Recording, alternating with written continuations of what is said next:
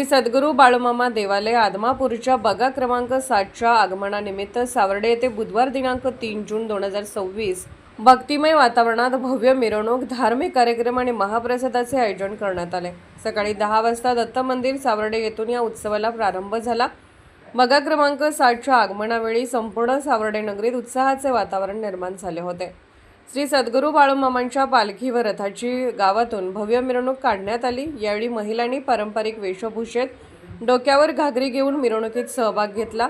गावातील महिला भक्तांनी पालखीचे पूजन करून सद्गुरू बाळूमामा प्रती आपली श्रद्धा व्यक्त केली।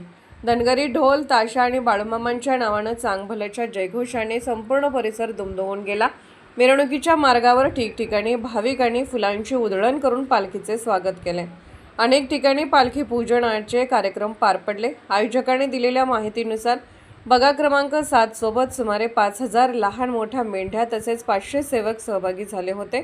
त्यामुळे हा सोहळा विशेष आकर्षणाचा केंद्रबिंदू ठरला। मेंढ्यांच्या कळपासह निघालेली मिरवणूक पाहण्यासाठी आणि दर्शन घेण्यासाठी मार्गावर हजारो भाविकांनी गर्दी केली होती।